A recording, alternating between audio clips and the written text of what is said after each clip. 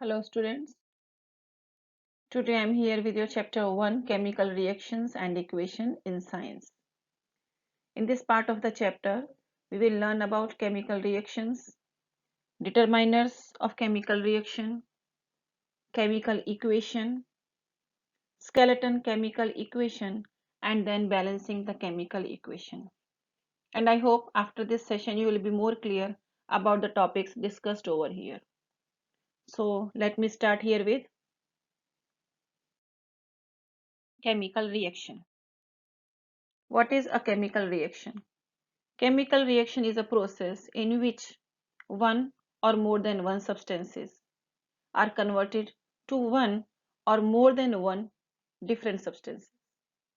The substances that are reacting are called reactants, and the substances that we are getting after the reaction are known as products. The substance taking part in the reactions are either elements or compounds. What does a chemical reaction do? A chemical reaction rearranges the constituent atoms of the reactants to create different substances as products. Reactants के atoms को rearrange करके नया product बनाती है, that is chemical reaction. But how do we know whether reaction is occurring? There are determiners that tell us whether the reaction is taking place. And these determiners are change in state, change in color, evolution of a gas, change in temperature.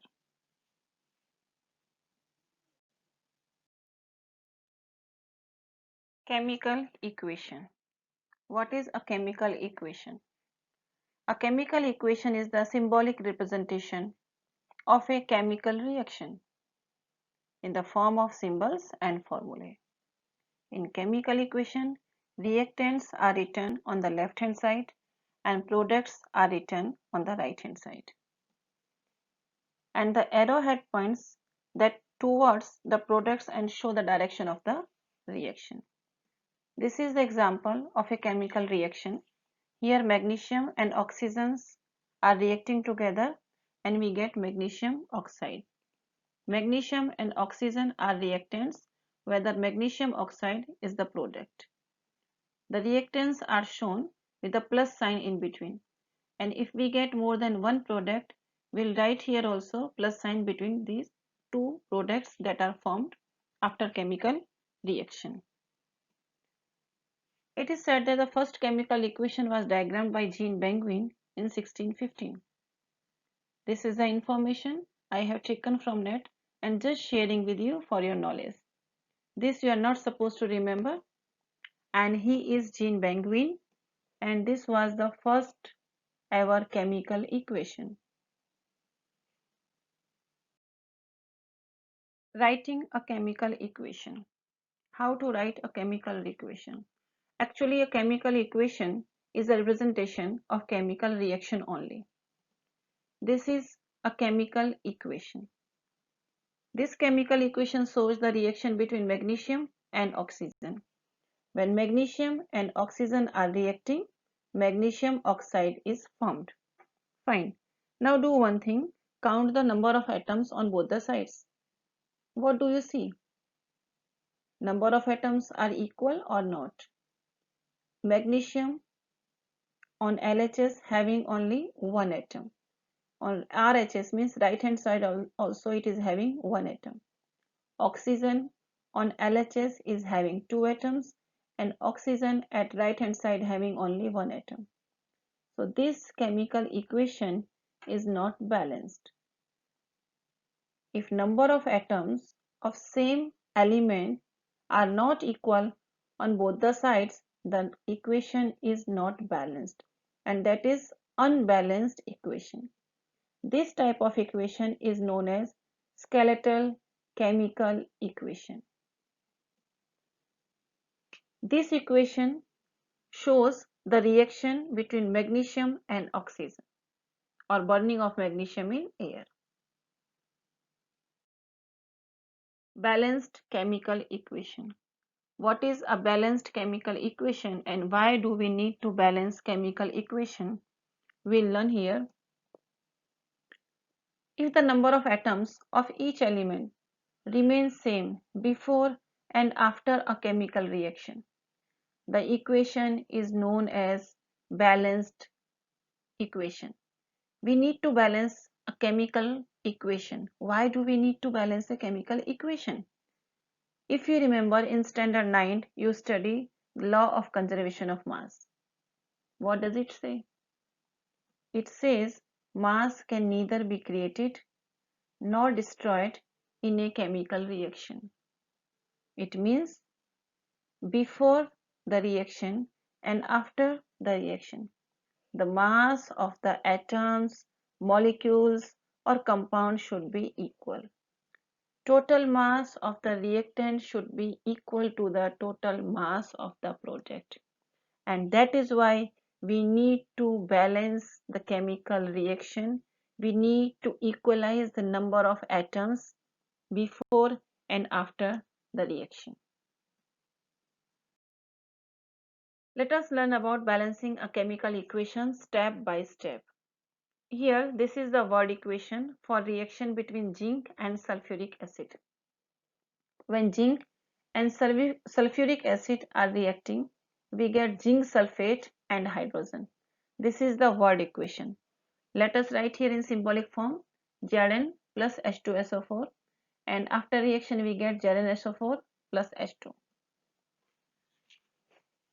Now count the number of atoms on both the sides of the elements that are taking part in this reaction. You can see that there are 4 elements that are taking part in this reaction: zinc, hydrogen, sulfur and oxygen. Now let us count the number of atoms of reactants on LHS, left hand side. Zinc, there is only 1 atom, so 1 is written over here. Hydrogen, 2 atoms, 2 is written over here. Sulfur, 1 atom, S is equal to 1, and oxygen 4 atoms. There are 4 atoms. Now come to the right hand side after the reaction. Number of atoms of zinc is 1. Number of atom of sulfur is 1, that is 1. Number of atoms of oxygen 4, and here you can see it is 4. Number of atoms of hydrogen 2, it is 2. So now what do you see? Number of atoms of same element is equal on both the sides: 1 1, 2 2, 1 1, 4 and 4. So this chemical equation is balanced chemical equation.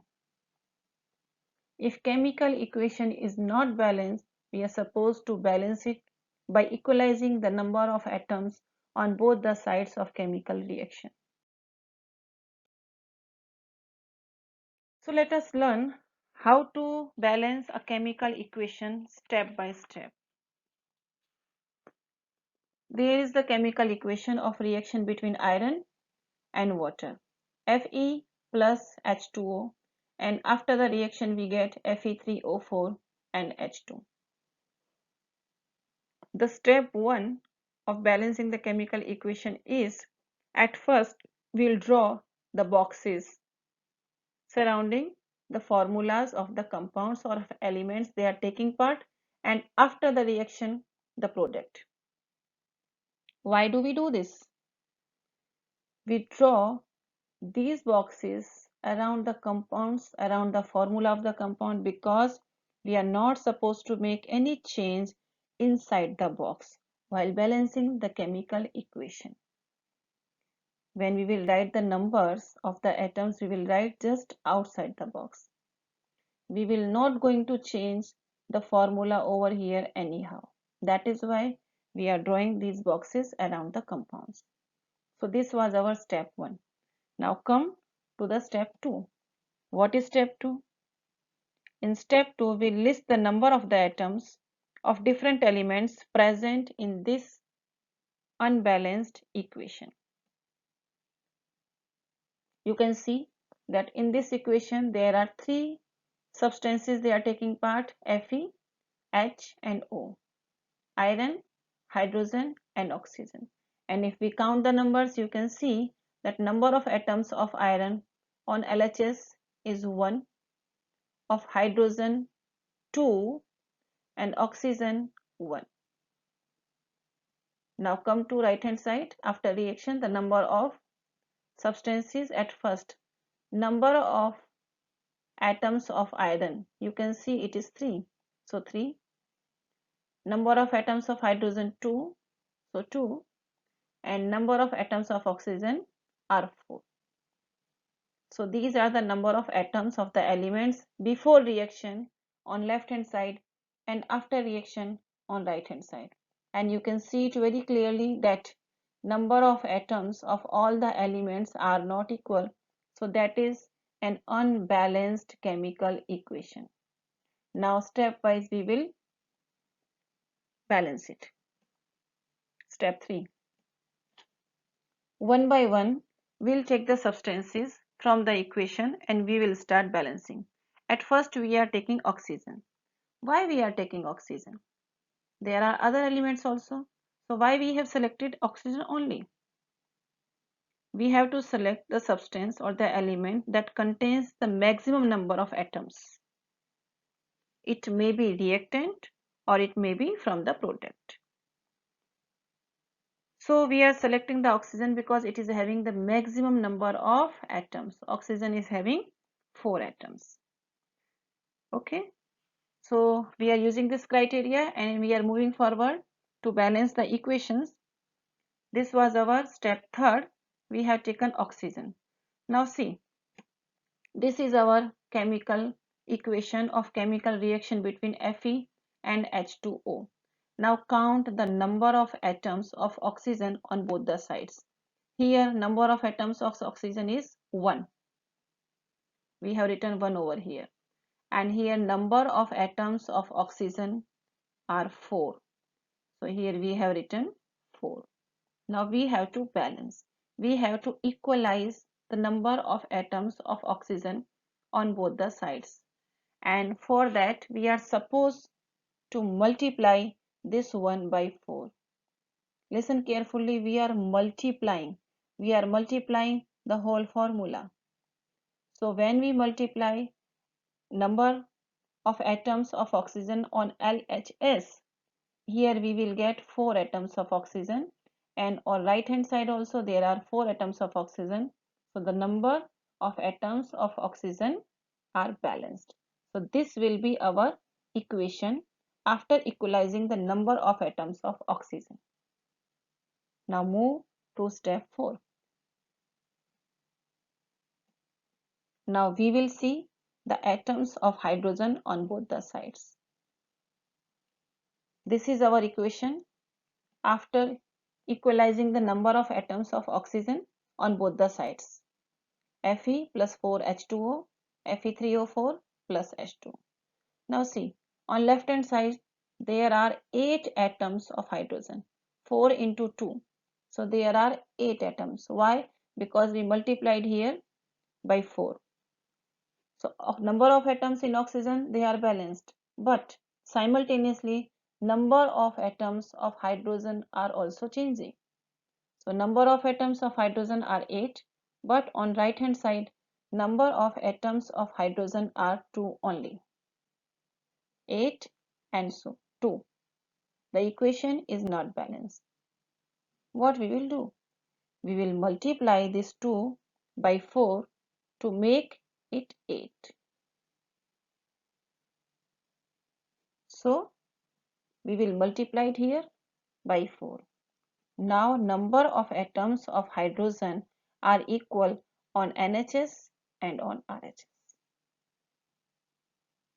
Move to next step. In this step, we'll equalize the number of atoms of iron. This is our equation.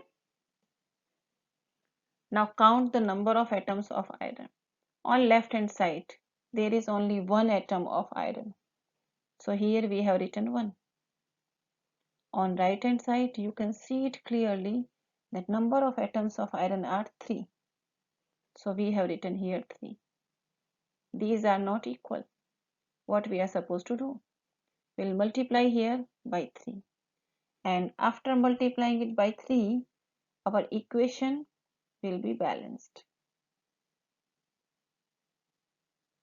Here also we have 3 atoms of Fe, and here also we have 3 atoms of Fe.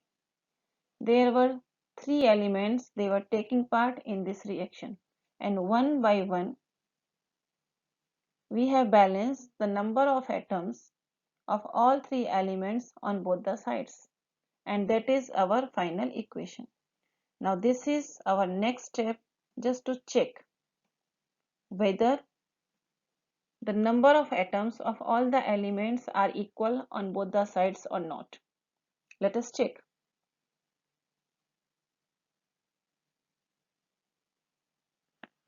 Number of atom of iron on left hand side is 3, and on right hand side also it is 3. So it is balanced. Number of atom of hydrogen of right hand side is 8, and number of atom on right hand side is also 8. So again that is also equal. Now number of atoms of oxygen on left hand side is 8.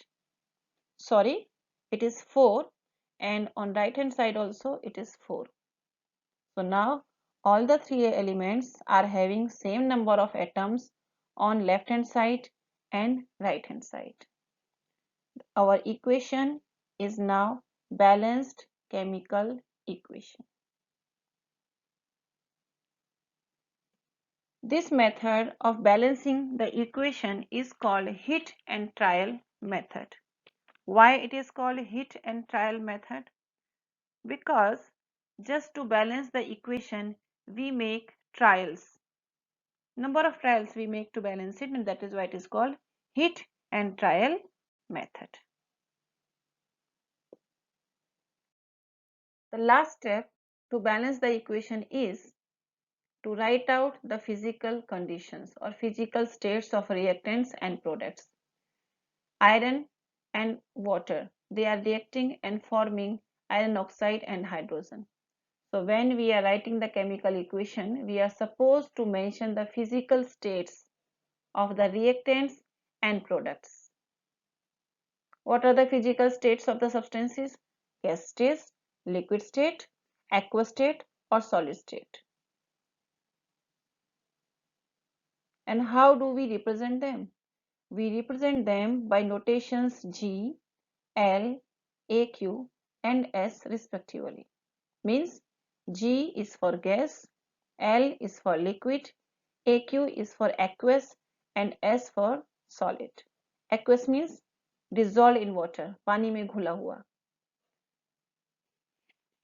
Here you can see the chemical equation with the physical states of the substances.